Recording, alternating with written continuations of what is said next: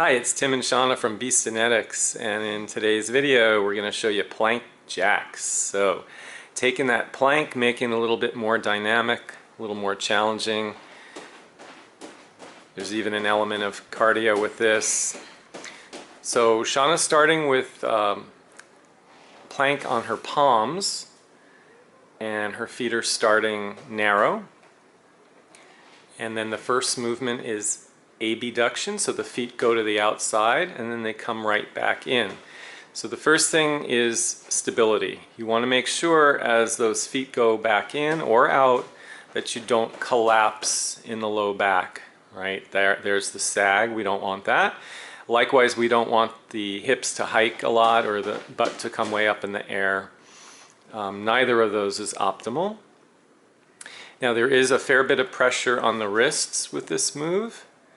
So if you want to avoid that, you come down onto your forearms and try the same move from there. It's probably going to be a little bit more challenging.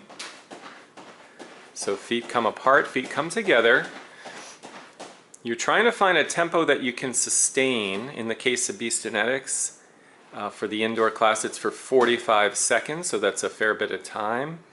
So you may not be able to go too fast. Now the red bench is there because if it was too difficult to do the movement from the ground, our modification would be to go to an incline. And now gravity is a bit more of our friend, and this is a lot less challenging. And of course that all depends on the height of the object that you're placing your hands on. The yoga blocks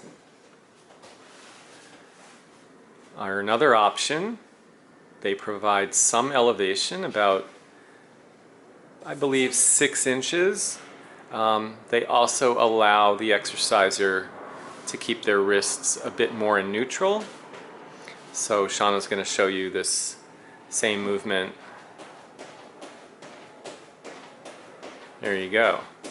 Feet apart, feet together, feet apart, feet together. And although you can't really see Shauna's knees, her kneecaps are facing forward. She wouldn't want to allow them to collapse. See if we can get you a good angle here. It's going to be a little tough, but it's jumping too wide.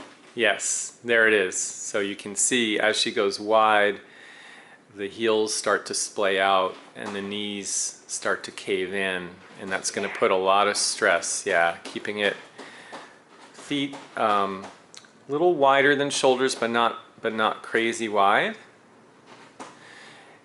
Now we don't have the tool handy. However, if you wanted to add intensity, you could loop a resistance band around your thighs or your ankles, and I don't think we need to show that because you can probably get the idea. It will just, well, we're gonna show it. We're gonna show it, guys. Plank jacks with a resistance band. We're going light, I believe, which is yellow.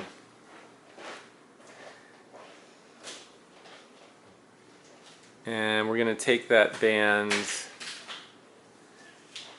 so it's around Shauna's ankles. It's adding several pounds of resistance to the same move. And let's see, you didn't test this before. This is very spontaneous. See how it feels to Shauna. Part together. Doable? Yeah, you have to control coming back in. Yeah. Otherwise you'll just slam. Yeah, you don't want to slam. It's a lot of, exactly. So you have resistance going out, but then coming back, you're almost being propelled back, so you have to be a little careful. All right, plank jacks, really cool move. We like it. Thanks for joining us. Feel free to give us a thumbs up, hit subscribe. If you have questions, jot them down in the comments below and we will answer them. We'll see you next time, guys.